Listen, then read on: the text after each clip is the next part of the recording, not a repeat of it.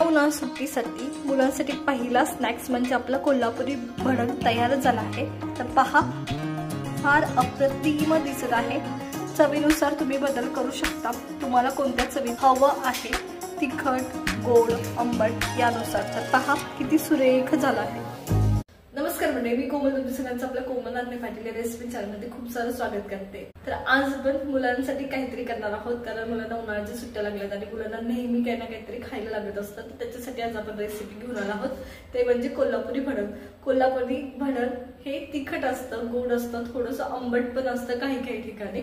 तर खूप अप्रतिम लागतं। कोल्हापूर नियमानुसार झणझणीत सुद्धा असतं, अतिशय अप्रतिम आहे, पौष्टिक आहे, खूप सुंदर होतं। त्याच्यामुळे आपण करणार आहोत। चला तर मग रेसिपीला सुरुवात करूया। भडंग करणार आहोत, तर कोल्हापुरी भडंग करण्यासाठी आपल्याला काय काय लागणार आहे, तर माझ्याकडे इथं लाल मिरची पावडर आहे, त्याच्यानंतर हळद आहे, शेंगदाणे आहे, साखर आहे, पिठी साखर, त्याच्यानंतर माझ्याकडे इथं लसूण आहे, याच्या व्यतिरिक्त कढीपत्ता, माझ्याकडे खूप सारा कढीपत्ता आहे या पद्धतीने। तर एवढं साहित्य आपल्याला लागणार आहे भडंगसाठी। याच्या व्यतिरिक्त आपल्याला खूप सारी भडंग लागणार आहे। भडंगचे जे मुरमुरे भेटतात दुकानामध्ये, ते भडंगचे मुरमुरे आपल्याला लागणार आहे। चला तर मग रेसिपीला सुरुवात करूया आता। कोल्हापुरी भडंग असते ना तुमची, त्याच्यात नाही का तुमचा लसूण अख्खा सोलून टाकला जात नाही, अर्धा सोलून टाकला जातो। तर इथं नॉर्मली असा फोडायचा आहे तुम्हाला लसूण, आणि तुमचा लसूण पूर्ण न सोलता अगदी जे थोडासा टरपाला काढून त्याच्यावर असे थोडेसे टरपाला असतात, तो तुम्हाला वापरायचा आहे। पूर्ण टरपाला काढलेला लसूण वापरला जात नाही। कोल्हापूर भडंगमध्ये अर्धा टरपाला असलेला लसूण वापरला जातो। तर हा लसूण आता व्यवस्थित मी फोडून घेतलाय आणि बराचसा ह्याचा पाला निघलाय। तर चला आता मी हा लसूण साईडला काढून घेते। हे पहा, या पद्धतीने आपल्याला लसूण लागणार आहे, ज्याची टरफले पूर्ण नाही निघालेली, पण लसूण ब्रेक झालाय असं पाहिजे, असं लसूण तुम्हाला घ्यायचंय। चला तर मग सुरुवात करूया कोल्हापूर भडंग बनवायला। भडंग बनवण्यासाठी तर मी तेल घेतले। तेल व्यवस्थित गरम करून घ्यायचं आपल्याला, एकदम कडकडीत गरम तेल असावं। नेहमी लक्षात ठेवा तुम्ही चिवडा वगैरे पदार्थ करत असताना, कारण जेव्हा तुम्ही कढीपत्ता वगैरे टाकता त्यातलं पाण्याचा अंश मरणं खूप महत्त्वाचं असतं, कारण मग चिवडा व्यवस्थित टिकतो त्याच्यामुळे। चला तर मग सुरू करूया। गरम झाल्यावर मी सर्वात पहिले कढीपत्ता टाकते आणि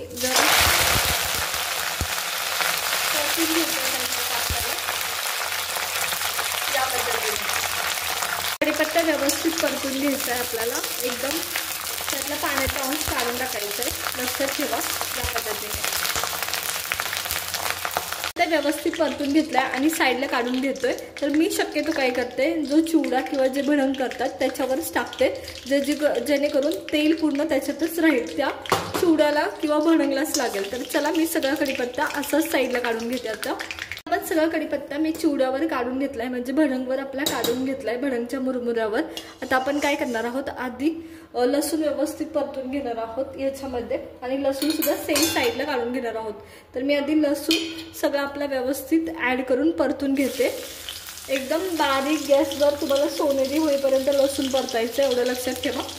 तर हे पहा या पद्धतीने, आणि ह्याचा पाला सुद्धा जो खूप जास्त राहिलेला असतो ना, तो तळताना निघून जातो, हे पण लक्षात घ्या।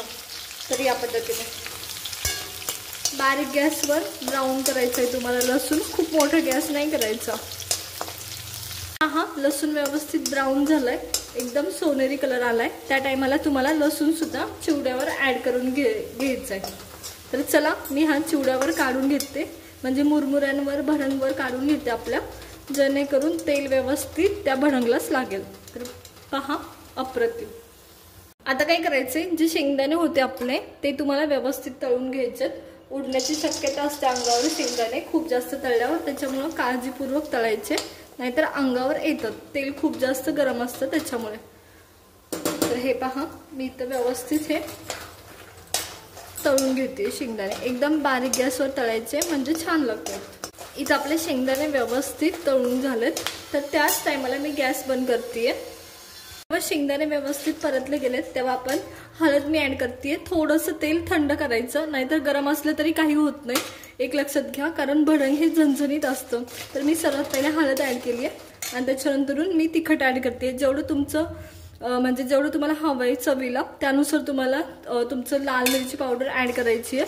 शक्यतो तुम्ही जे बाहेर भडंग खाता ते तिखटाला कमी आणि रंगाला लाल असतं एवढं लक्षात ठेवा, आणि गोडीला असतं ते त्याच्यामुळं।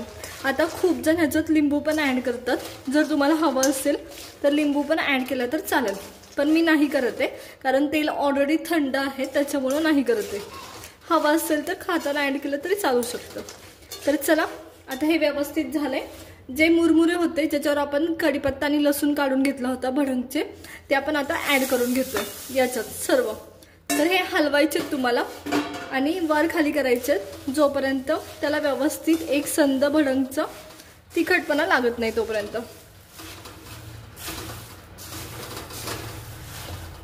सगळा मसाला मी व्यवस्थित मिक्स करून घेतलाय। त्या टायमाला मी मीठ ऍड करते चवीनुसार, तुमच्या चवीनुसार ऍड करायचे।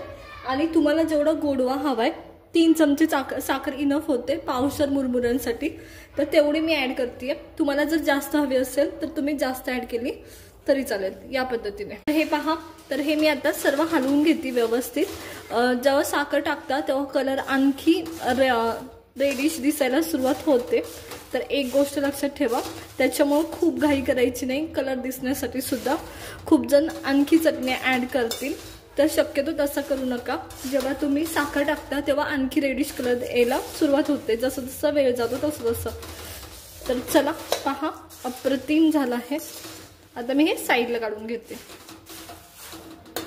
मला भरंग काढून दाखवते कशी झाली आहे। तर या पद्धतीने पहा, अप्रतिम झाली आहे, खूप सुरेख होते, टेस्टला पण फार अप्रतिम लागते, आंबट तिखट गोड अशी। तर पहा, मी सर्व भडंग अशीच काढून घेते। उन्हाळा सुट्टीसाठी मुलांसाठी पहिला स्नॅक्स म्हणजे आपला कोल्हापुरी भडंग तयार झाला आहे। तर पहा, फार अप्रतिम दिसत आहे।